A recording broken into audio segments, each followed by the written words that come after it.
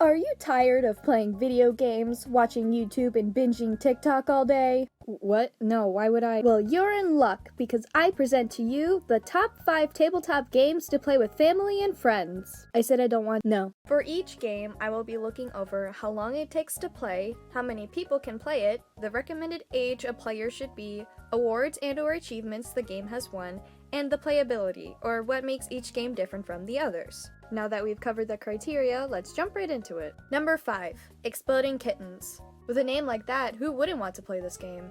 It takes 2 minutes to learn and about 15 minutes to play around. 2 to 5 players can play the game, and up to 9 can play if you combine 2 decks of cards.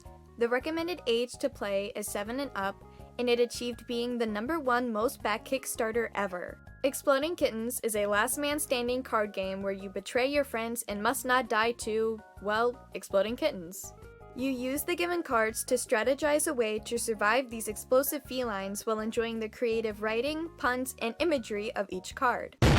One of the key factors of this game is the element of suspense. You never know where the exploding kitten lies in the draw pile, so you're constantly worrying if this may be the end of your turn. End of your turn. And since this game focuses on the elimination of players, there's no need to shuffle the deck.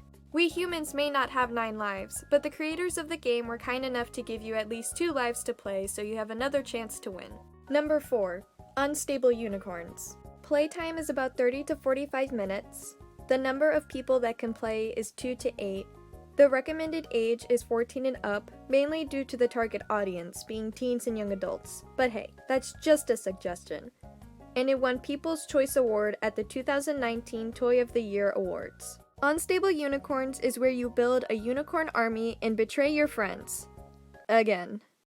Am I gonna have any friends after I play these games? A winner is declared when a player reaches the required number of unicorns in their stable. The unicorns come in many different forms, like babies, basic, and magical, each having a unique role to the gameplay. A big aspect of the game is not only playing a good offense, but a good defense as well. While collecting unicorns is the main goal, you also have the option of removing them from gameplay to prevent the other players from filling their stable, so don't get too attached to the unicorns you've collected. Not sprinkles. So have fun taking turns, collecting these majestic beings while admiring the cute artwork, and believing in unicorns beyond the playtime. I miss Sprinkles. He was a bad neighbor anyways. Number 3. Sleeping Queens. Playtime is 20 minutes, 2 to 5 people are able to play. The recommended age is 8 and up, and it won Parents' Choice Recommended, National Patenting Center Seal of Approval, Canadian Toy Testing Council, and Family Fun Magazine Toy of the Year finalist. Sleeping Queens is an equation-creating math problem disguised as a card game. It's another card-collecting competition where you must wake the sleeping queens from their slumber. It isn't a true love's kiss that will wake these royals, but instead the kings you find randomly shuffled into the draw pile.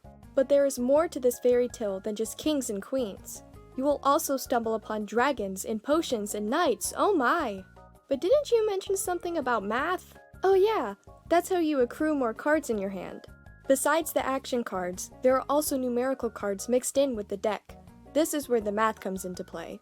Say you have a 2, 4, and 6 in your hand. Since 2 plus 4 equals 6, you can discard those 3 cards and then pick up 3 cards in their place. Super easy math that helps clear out your basic cards for the chance to obtain action cards. The happily ever after, or the end of the game, happens when a player wakes up the required number of queens or collects the needed points to win. Number 2. Taco Cat Goat Cheese Pizza. Quite the mouthful, isn't it? It takes a little over 10 minutes to play, 3 to 8 players can participate, and the recommended age is 8 and up. There are no known official awards for the game.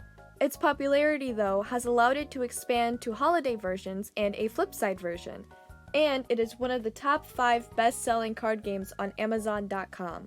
So, can you recite any of the words on screen? Yes? Great! You've just learned 75% of the game. Sitting around a table evenly, all players receive an equal number of cards. Starting with taco, you go around repeating the words in order while laying a card from your hand. If the word that comes out of your mouth matches the card you place down, let's say pizza, players must avoid being the last person to slap the pile, and if they are, the discard pile is added to their playing hand. There are also special cards sprinkled. Did someone say sprinkles? Throughout the deck to throw off your rhythm, and require special gestures before throwing down your hand. The game ends once a player discards all of their cards. And as someone who has experienced this in past gameplay, take precautions and please remove all hand jewelry and accessories you may be wearing.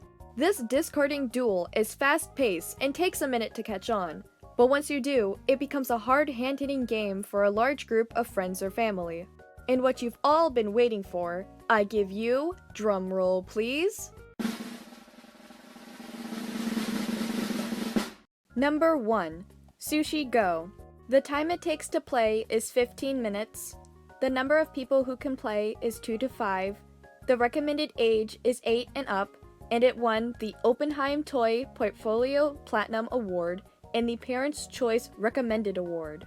Now, I may be kinda biased because of my love of sushi, but you don't have to love raw fish to enjoy this game.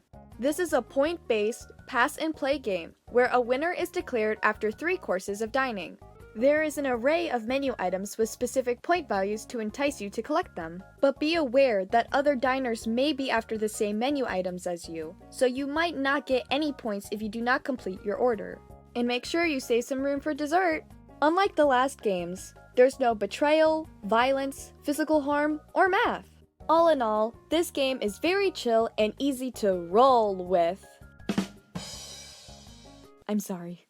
So yeah, those are my top 5 tabletop games. Thank you for watching. And thank you for sharing. But I still never asked.